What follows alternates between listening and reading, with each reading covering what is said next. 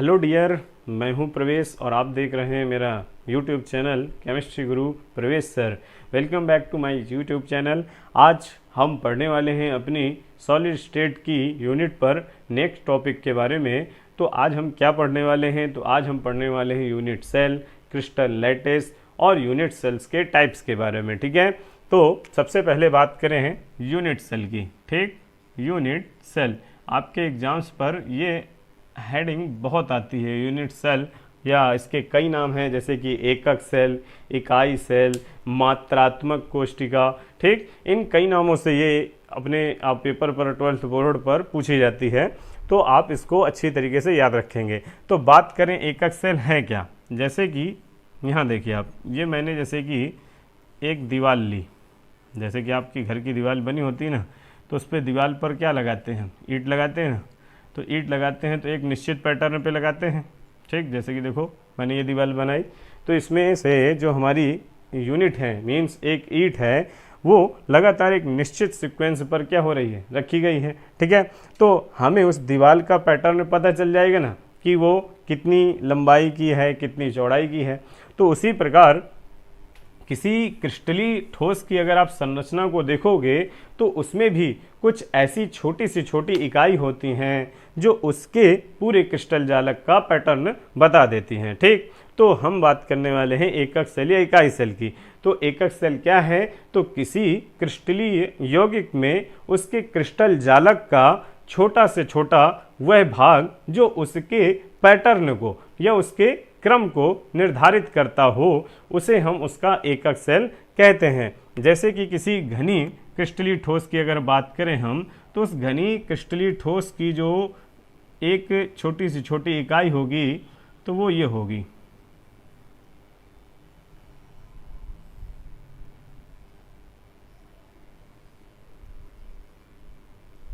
ये देखो, ये मैंने एक क्यूब या घन का एक एकक सेल बनाया हुआ है। ठीक है, तो आप किसी घनी एकक सेल की अगर संरचना को देखोगे तो उस घनी एकक सेल की संरचना में ऐसे ही एकक सेल एक ब्लॉक के रूप में क्या होते जाएंगे, लगातार ऊपर नीचे दाएं बाएं सब जगह इसके रखते जाएंगे। तो एक जो है लैटिस या क्रिस्टल लैटिस तैयार हो जाता है, जालक तैयार हो जाता है। ठीक, तो किसी क्रिस्टल जालक का वह सूक्ष्मतम अंश या भाग जो उस जालक के पैटर्न को या क्रम को निर्धारित करता हो, उसको हम वहाँ पर एकक सेल या इकाई सेल या मात्रात्मक कोशिका या यूनिट सेल इत्यादि नामों से पुकारते हैं। ठीक है, तो जैसे कि हम क्यूब की बात कर रहे हैं, तो क्यूब की संरचना में से आप देखो तो कितने डॉट्स मैंने यहाँ पर लिए हुए हैं? 8। और ये जो डॉट्स हैं, ये हमारे डॉट्स यहाँ पर कण हैं, पार्टिकल्स हैं। ठीक, जो क्या हो सकते हैं? या तो एटम हो सकता है, ठीक, या तो आयन हो सकता है, या तो मॉलिक्यूल हो सकता है। ठीक, मीन्स हमारी किसी भी अगर क्रिस्टली ठोस की संरचना की अगर हम बात करते हैं तो उसकी संरचना में जो ये डॉट्स भाग लेंगी, ये कॉन्स्टिट्यूएंट्स पार्टिकल्स या उसके अवयवी कण होते हैं। ठीक है, तो वो कौन से हो सकते हैं? एटम, आयन या मॉलिक्यूल हो सकते हैं।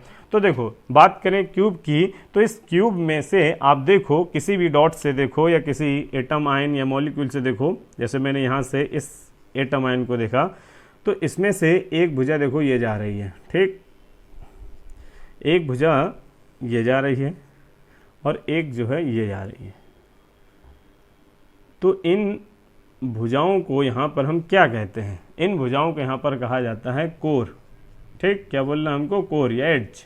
ठीक है, तो किसी एकक सेल की संरचना में जो भुजाएं, मीन्स उसकी जो लंबाई, चौड़ाई, ऊंचाई होगी, लेंथ और विड्थ और उसकी हाइट, वो वहाँ पर जो भुजाओं के रूप में जो प्रदर्शित होती हैं उनको कहा जाता है वहाँ पर कोर। अब कोर जो होती हैं वो हमारी 3 है, दिख रहा आपको? किसी भी आप जो है यहाँ पर डॉट से या एटम से देख सकते हो। यहाँ से देखोगे तो 1 2 3, यहाँ से देखोगे तो 1 2 3, हर जगह से आपको 3 भुजाएं हर डॉट से दिखने वाली हैं। ठीक है, तो इन तीनों को हम अलग अलग नाम से मतलब लंबाई को देख लेते हैं। जैसे कि हमने इसको कहा ए भुजा, इसको हमने कहा बी भुजा और इसको सी भुजा। ठीक है, और ये तीनों भुजाएं यहाँ पर हमारा जो क्यूब है उसमें आपस में क्या होती हैं? इक्वल होती हैं। अर्थात अगर हम इसकी कहें कि ए भुजा लंबाई है, बी भुजा ऊंचाई है, सी चौड़ाई है, ठीक, इत्यादि, तो ए बी सी ये तीनों भुजाएं आपस में क्यूब में क्या होंगी, बराबर। आपने देखा है ना, पासा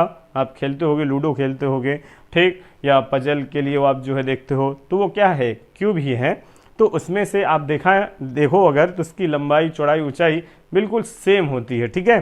तो इस कारण किसी भी यूनिट सेल में से जो हमारा क्यूबिक पैटर्न पर होगा, ठीक, या क्यूब होगा, तो उसकी तीनों भुजाएं ए बी सी जो कोर हैं, हमारी कोर की लंबाई हैं, तो उनकी ए बी सी भुजाएं तीनों ही आपस में इक्वल रहती हैं, ठीक। अब आप देखो अगर, तो इनमें से प्रत्येक इनका जो एंगल है, अर्थात प्रत्येक कोर की भुजाओं के बीच यहाँ पर जो भी एंगल या कोण बन रहा है उसको यहाँ पर कहा जाता है अंतरफलकीय कोण, इंटरफेसियल एंगल। तो दो भुजाओं के बीच, प्रत्येक कोर की दो भुजाओं के बीच बनने वाला कोण अंतरफलकीय कोण कहलाता है। तो देखो याद रखना कितना आसान है। तो ए भुजा के सामने जो कोण बन रहा है आप उसको बोल दो अल्फा, ठीक। जो बी भुजा के सामने कोण बन रहा है उसको बीटा, और जो सी भुजा के सामने कोण बन रहा है उसको गामा, ठीक है। तीन कोण बन रहे हैं हमारे, तीनों कोण के नाम क्या लेने हैं हमको, अल्फा, बीटा, गामा। और यहाँ पर अगर आप देखो तो आपको वो कितने एंगल पर दिख रहे हैं, सभी 90 अंश पर दिख रहे हैं, 90 डिग्री पर, ठीक है, 90 अंश के सभी सम कोण हैं। तो अल्फा, बीटा और गामा तीनों ही किसी क्यूबिक यूनिट सेल के लिए कितने होते हैं, 90 डिग्री के होते हैं, अर्थात तीनों ही आपस में इक्वल होते हैं। तो आपको ये याद रखना है, ये एग्जाम्स में बहुत आता है कि किसी क्यूबिक यूनिट सेल में से उसकी कोर की भुजाओं और उसके अंतरफलकी कोण में क्या संबंध होता है। तो आपको याद रखना है कि उसकी जो कोर की भुजाएं होती हैं वो आपस में तीनों इक्वल होती हैं, ठीक है, सेम लेंथ और वेट, विद और उसकी हाइट जो है आपस सब बराबर होती है। और रही बात अंतरफलकी कोण, तो तीनों कोण अल्फा, बीटा, गामा जो होंगे वो आपस में इक्वल होते हैं और उनकी वैल्यू वहाँ पर कितनी होती है, 90 डिग्री। ये तो बात हो गई हमारी एक यूनिट सेल की, ठीक है। तो यूनिट सेल क्लियर। अब यूनिट सेल के बाद मैं जैसे कि शब्द बोल रहा था क्रिस्टल लैटिस, उस पर बात करते हैं। तो क्रिस्टल लैटिस क्या है, तो मैंने जैसे कहा था कि किसी जैसे दीवार को हमें बनाना होता है तो हम क्या करते हैं, उस पर सेम पैटर्न पर जो है उसके चारों ओर ईंट रखते जाते हैं तो दीवार खड़ी हो जाती है। उसी प्रकार देखो अगर हमें यहाँ पर और यूनिट सेल दे दिए जाएं तो हम उनको रखते जाएंगे, इसी के आगे, बगल में, ऊपर, नीचे, दाएं बाएं, इस तरीके से रखेंगे ना। तो जैसे कि मैंने देखो एक ये रख दिया, अब यहाँ पर जो मैंने यूनिट रखा तो वो इसके साइड पर आ गया। इसी प्रकार आप इसके ऊपर भी रखो,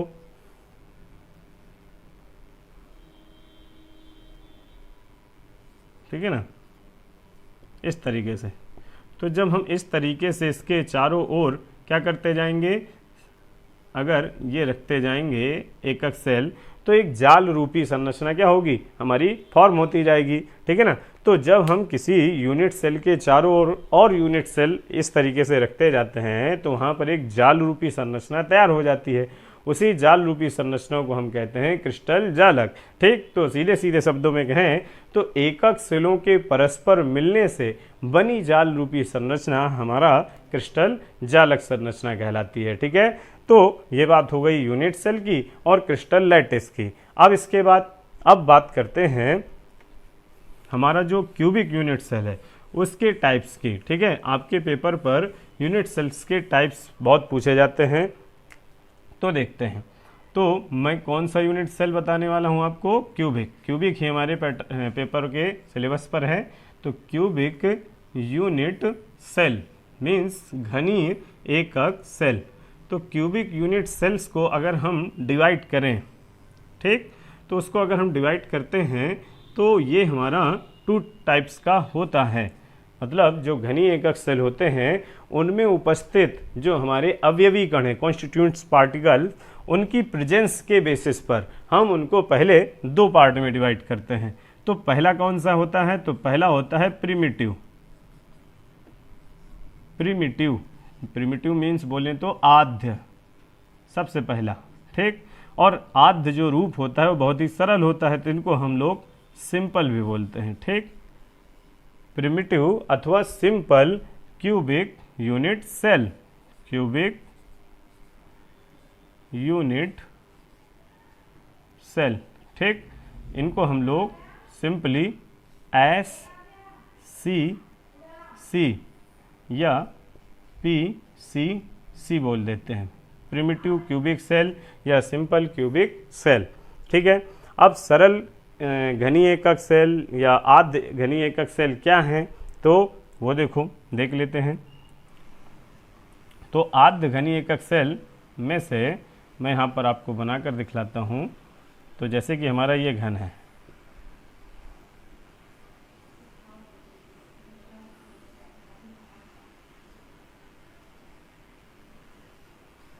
तो इसमें आपने देखा कि इसमें जो हमारे अवयवी कण हैं, कॉन्स्टिट्यूएंट्स पार्टिकल्स, वो कहाँ पर हैं, केवल और केवल कॉर्नर साइड्स पर हैं। और कितने दिख रहे हैं, 8 दिख रहे हैं। तो ऐसा घनी एकक सेल जिसमें से जालक बिंदु केवल और केवल कोनों पर उपस्थित होते हैं, उसको हम सरल घनी एकक सेल या आद्य एकक सेल बोलते हैं। ठीक है, तो याद रखना है, सरल घनी एकक सेल में जो भी जालक बिंदु होंगे, चाहे वो एटम हो, चाहे आयन हो या फिर मॉलिक्यूल हो, वो सब जो है कॉर्नर पर ही उपस्थित होंगे और इस एकक सेल में या यूनिट सेल में कहीं पर नहीं होंगे। ठीक है, तो उसको हम प्रिमिटिव या सिंपल बोलते हैं। अब इसके बाद बात करते हैं हम अगले टाइप्स की, तो वो होता है हमारा सेंटर्ड क्यूबिक सेल या यूनिट सेल। ठीक है, सी, ठीक है, सी ट्रिपल सी बोल सकते हो। ठीक है, तो केंद्रीय घनी एकक सेल। अब केंद्रीय घनी एकक सेल को पुनः हम यहाँ पर 3 भागों में डिवाइड करते हैं। ठीक है, तो सबसे पहले की बात करें तो हमारा सबसे पहला कहलाता है base centred cubic unit cell. ठीक है, अब इसको अगर संक्षिप्त में शॉर्ट में हम पढ़ना चाहें तो देखो ये पढ़ देते हैं BCC। ठीक, बेस सेंटर्ड सेल, BCC। अब BCC क्या है, तो देखो BCCI वो क्रिकेट कंट्रोल बोर्ड नहीं है हमारा, BCC means base centred cubic cell. तो बेस सेंटर्ड क्यूबिक सेल क्या होता है, तो देखो मैं आपको बनाकर बताता हूँ और उसकी डिफिनीशन देता हूँ। तो बेस सेंटर्ड जो क्यूबिक यूनिट सेल है, तो उसमें से जो प्रिमिटिव हमने अभी पढ़ा उसमें से थोड़ा सा डिफरेंस होता है। ठीक, आपने पढ़ा प्रिमिटिव में क्या होता है कि जो हमारे जालक बिंदु होंगे वो केवल और केवल कॉर्नर साइड पर ही रहते हैं, लेकिन यहाँ पर जालक बिंदु मीन्स हमारी जो डॉट्स होंगी एटम आयन मॉलिक्यूल्स के रूप में जो उपस्थित हैं, तो वो कॉर्नर में तो होंगी ही होंगी, लेकिन इस यूनिट सेल के एक सेंटर पर भी, एक बिल्कुल सेंटर पर भी जो है एक जो है हमारा क्या होगा, जैसे ये यहाँ पर बिल्कुल मध्य पर, तो इस पूरे यूनिट सेल का जो मध्य बिंदु होगा, जहाँ से अगर हम कोई अभिलंब डाल दें तो वो उसके परता क्या हो जाए, पूर्ण रूप से घूम जाए, उस बिंदु की बात कर रहे हैं हम। ठीक है, तो ऐसा घनी एकक सेल जिसमें से हमारा जालक बिंदु कॉर्नर साइड पर प्रेजेंट होने के साथ साथ एक सेंटर पर भी उपस्थित होता है, तो उसको हम लोग वहाँ पर BCC या base centred cubic unit cell पुकारते हैं। अब यहाँ पर टोटल अगर बात करें इस यूनिट सेल में कितने एटम्स आपको दिख रहे हैं, तो 8 तो कॉर्नर साइड पर हो गए और एक कहाँ पर आ गया, सेंटर पर आ गया, तो टोटल हो गए 9, जबकि आपने SCC पर केवल 8 ही पढ़े। ठीक है, इसको याद रखना है। अभी हम आपको नेक्स्ट लेक्चर पर इससे संबंधित न्यूमेरिकल करवाएंगे। ठीक है, तो ये हो गया पहला। अब इसके बाद अगला देखते हैं। तो अगला जो हमारा है वो कहलाता है face centred cubic unit cell. ठीक है, अब इसको हम बोल देते हैं FCC। अब चूंकि FCC जो होता है हमारा फेस सेंटर्ड क्यूबिक सेल, उसमें जालक बिंदु लगभग जो है हमारे एकक सेल को काफ़ी अधिकतम से अधिकतम अवकाश को, अंतरावकाश को घेर लेता है। तो ये एक बंद रूप में दिखाई देता है, निविड़ रूप में दिखाई देता है। ठीक, तो इसलिए हम इसको निविड़तम संकुलित संरचना भी बोलते हैं। ठीक है, अब इसका डायग्राम अभी दिखलाता हूँ। पहले मैं आपको इसका लास्ट वाला भी बता देता हूँ। लास्ट जो होगा हमारा वो कहलाएगा end centred cubic unit cell. ठीक है, इसको हम बोल देते हैं ECC। ठीक है, अब यहाँ पर इनको मैं बनाकर दिखा देता हूँ आपको बारी बारी से।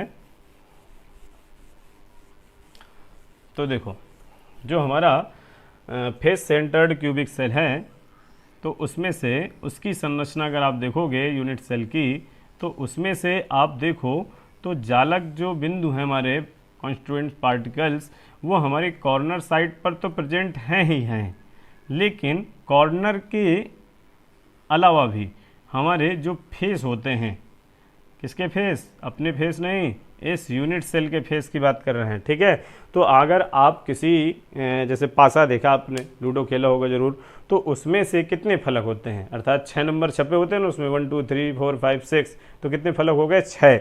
तो इसी प्रकार यहाँ पर भी कोई भी अगर हम क्यूबिक यूनिट सेल की बात करें तो उसमें 8 तो कॉर्नर साइड पर होंगे, लेकिन मैंने इसमें कहा कितने फेस हैं, फलक हैं 6। तो एक तो देखो ऊपर हो गया, एक नीचे हो गया, तो 2 यहाँ पर आ गए, एक साइड में इस वाले में राइट साइड में, और एक उसी के लेफ्ट साइड में यहाँ पर आ गया। अब एक हमारे बैक साइड पर और एक आगे की साइड पर हो गया फेस हमारा। ठीक, तो एक ये हो गया, एक ये हो गया। तो देखो, ऐसा घनी एकक सेल जिसमें से जालक बिंदु कोनों में उपस्थित होने के साथ साथ फेस के अर्थात प्रत्येक फलक के एक केंद्र में भी उपस्थित रहता है या प्रत्येक फलक के मध्य में भी उपस्थित रहता है, उसको हम face centred cubic unit cell FCC कहते हैं। और मैंने जैसे कहा है कि इनको हम निविड़तम संकुलित संरचना भी कहते हैं, CCP। ठीक है, याद रखना आपको, आगे ये बार बार शब्द मिलेगा, तो अभी से पहले से ही क्लियर करना है आपको। CCP भी इसी को कहा जाता है, क्लोज्ड क्यूबिक पैक्ड स्ट्रक्चर। अर्थात ज़्यादा से ज़्यादा मैंने अभी कहा कि 8 तो ये कॉर्नर पर हैं ही, और ये जो जालक बिंदु हमारे जब फेस पे आ जाते हैं तो इस यूनिट सेल का ज़्यादा से ज़्यादा जो भाग है वो क्या हो जाता है, परमाणुओं के द्वारा या आयन और अणुओं के द्वारा क्या हो जाता है, घेर लिया जाता है। तो वहाँ पर जो संरचना होती है वो लगभग बंद सी हो जाती है, वहाँ पर कोई अन्य परमाणु अब लगभग रिक्ति वहाँ पे नहीं आता जाता है। तो इसलिए उसको हम निविड़तम संकुलित संरचना या क्लोज्ड क्यूबिक पैक्ड स्ट्रक्चर भी कहते हैं। अब इसके बाद लास्ट हमारा देखते हैं। तो लास्ट को देखें तो लास्ट को मैंने क्या कहा था, अंत केंद्रित घनी एकक सेल। अंत केंद्रित घनी एकक सेल, अंत केंद्रित means ECC, end centred cubic unit cell. अब ये क्या होता है भाई, end centred cubic unit cell, तो ये भी थोड़ा सा फेस सेंटर्ड क्यूबिक सेल से ही समानता प्रदर्शित करता है। देखें तो बस थोड़ा सा समानता और थोड़ी सी भिन्नता। तो देखो, जितने भी एकक सेल आपने देखे सबके कॉर्नर पर कितने उपस्थित थे, 8। ठीक है, तो 8 तो सबके उपस्थित ही संरचना में, लेकिन सब में थोड़ा थोड़ा सा परिवर्तन हुआ। अब देखो एंड सेंटर्ड पर, तो जो अंत केंद्रित घनी एकक सेल है वो एक ऐसा घनी एकक सेल होता है जिसमें जालक बिंदु कॉर्नर पर प्रेजेंट होने के साथ साथ उस एकक सेल के किन्हीं 2 फेस पर, किन्हीं 2 विपरीत फलकों पर के मध्य में उपस्थित रहता है। तो देखो यहाँ पर 6 फेस हैं या फलक हैं, तो उनमें से किन्हीं दो में आप अप डाउन ले लो, राइट लेफ्ट ले लो, आगे पीछे ले लो, कोई भी ले सकते हो। ठीक है, तो जैसे कि मैंने यहाँ पर ऊपर का और नीचे का 2 विपरीत होने चाहिए। आप ऐसा नहीं कि एक ये फलक ले रहे हो एक ये फलक ले रहे हो, तो वो ECC नहीं कहलाएगा। ठीक है, तो ऐसा घनी एकक सेल जिसमें से जालक बिंदु प्रत्येक कोने में उपस्थित होने के साथ साथ किन्हीं 2 विपरीत फलकों के मध्य में भी उपस्थित रहता है, तो उसको हम क्या बोलते हैं, ECC, end centred cubic unit cell. तो आपने देखा कि मैंने सबसे पहले आपको क्या पढ़ाया था, प्रिमिटिव। प्रिमिटिव या सरल घनी एकक सेल जिसमें केवल जालक बिंदु कोनों में ही उपस्थित थे।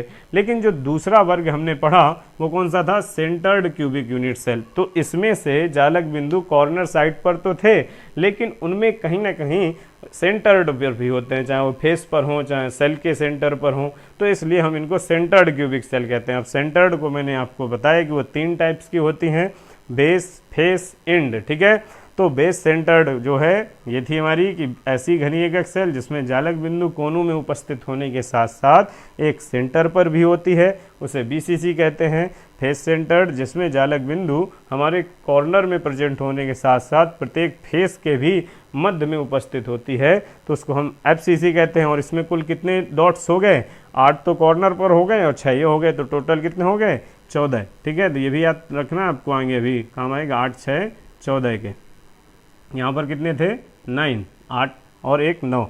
अब ईसीसी की बात करें तो ऐसा घनी एकक सेल जिसमें जालक बिंदु कोनों में उपस्थित होने के साथ साथ किन्हीं 2 विपरीत फलकों में भी उपस्थित रहते हैं, तो उसको हम ईसीसी बोलते हैं। ठीक है, तो इसमें 8 तो जालक बिंदु कॉर्नर पर हैं और 2 किन्हीं 2 विपरीत फलकों पर हैं, तो टोटल कितने हो गए, 10।